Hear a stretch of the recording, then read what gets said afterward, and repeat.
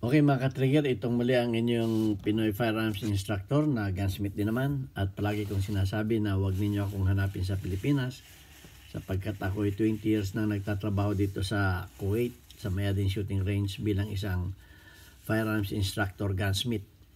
Ayan, kasi may nagtanong na naman.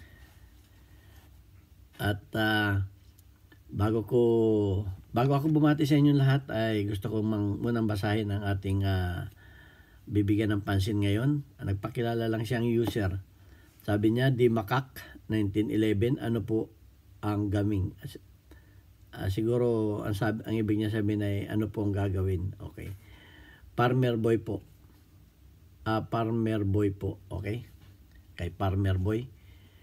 At bago natin niya bigyan ng kasagutan ay babati muna ako sa inyo ng isang mapagpalang araw.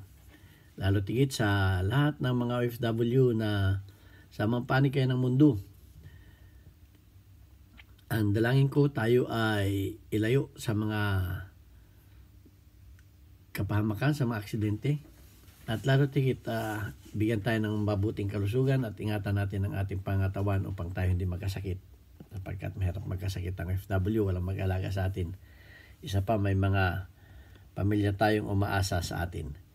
Okay, ayan. At gusto ko rin pasalamatan ang lahat ng mga subscriber ko.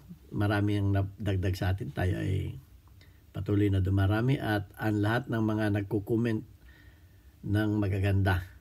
Meron din pa ilan na hindi magagandang comment. Pero okay lang. Nagpapasalamat ako sa inyong panunod ng aking videos. At ang hiling ko lamang ay huwag ninyong skip ang ating mga ads. Dahil tayo ay isang charity vlogger. Tayo ay nagcha-charity pero hindi natin ginagamit yung ating mga beneficiaries para tayo ay kumita sa YouTube. Manapay ang ginagamit natin yung ating maliit na kaalaman para matulungan natin yung mga estudyante na mga magulang ay single parent. Yan, binibigyan natin sila ng mga allowance.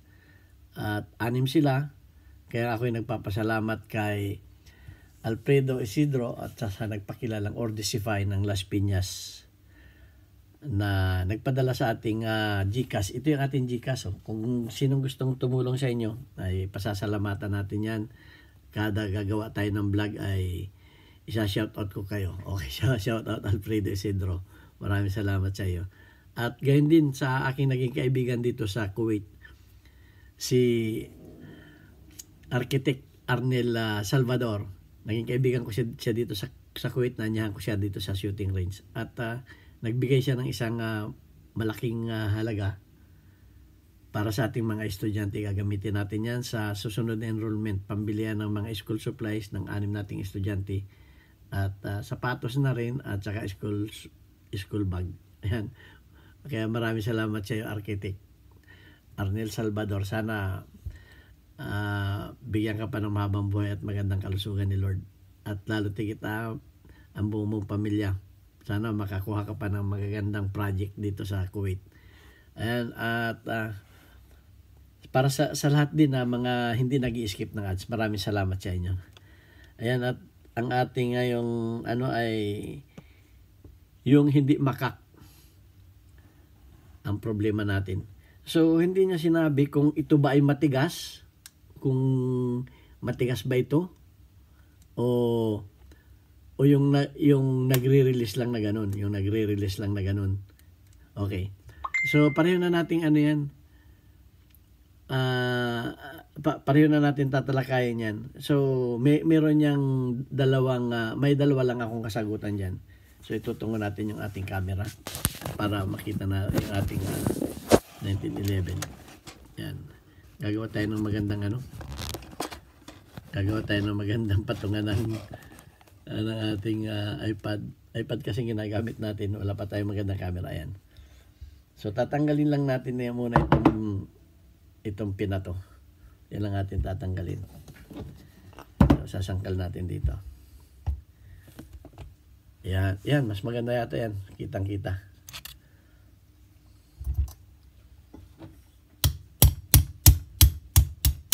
Okay. So yan, natanggal na natin yan. At para tanggalin na rin natin itong kanyang itong kanyang ano, para mas malinaw.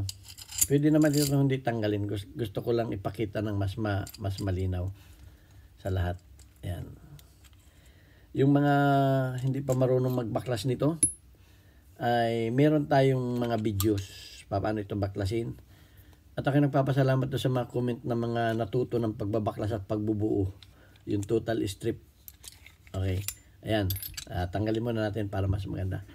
So, meron niyang dalawang mga kadahilanan.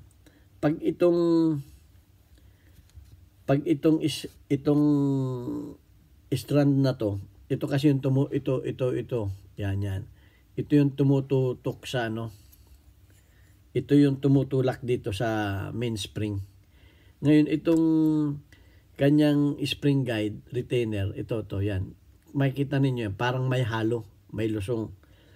Ngayon, pag yung dulo na yon ay dito sa tabi pumunta, hindi na sintrong ganun, magiging mahirap yan. Mahirap yan kasi ang mangyayari niyan ganito. Pinilit ninyo,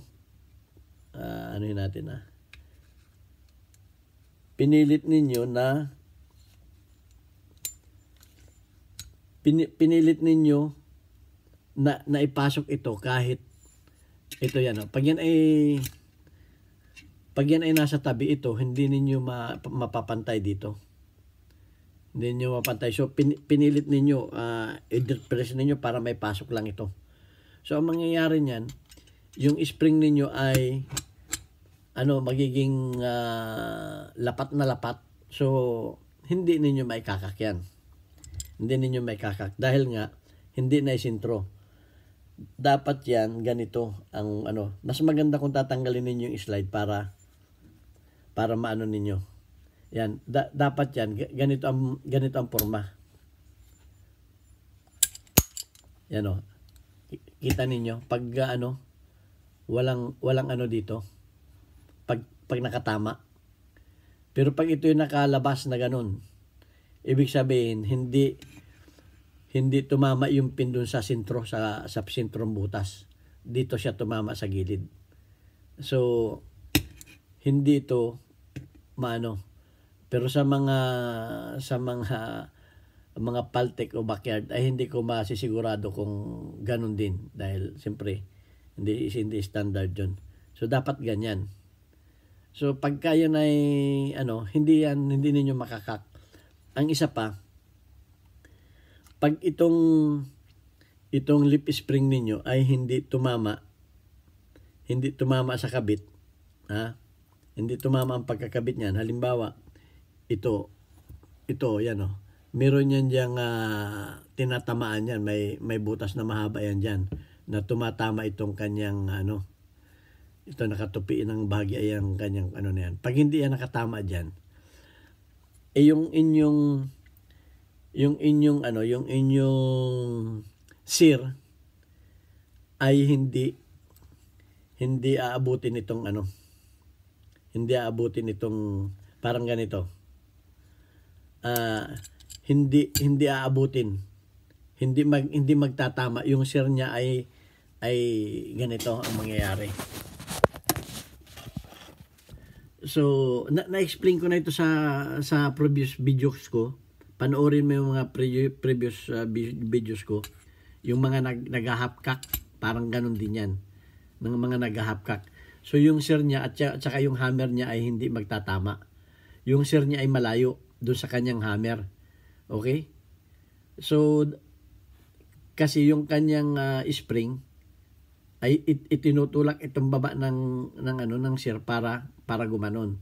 So, ang mangyayari niyan, yung hammer naman niya, pag hindi nakatulak yung kanyang lip spring, yan ay nakalayo. So, hindi magkakak yan. Hindi magtatama na ganun. So, may videos naman tayo dyan. Ayoko na lang tanggalin pa ito dahil maghahaba tayo. Panoorin ninyo yung bakit nag-hapkak para malaman ninyo ang tamang posisyon nito. Yan, dapat nakaganyan yan. At saka, isa pa rin, pagka itong sear ninyo ay napudpud na, baka yan ay ang ginawa ninyo ay sinubrahan ninyo, pinapalambot ninyo tapos sinubrahan ninyo, ay hindi na talaga aabot yan, hindi na magtatama yan. At minsan yan nagpo-pull automatic pa. Okay, hindi na talaga magtatama yung share. So dapat panoorin ninyo yung mga previous na videos ko. Yung tamang pag-tune up nitong share spring, tamang tune up nitong share spring at saka ng hammer, dapat maano ninyo yun.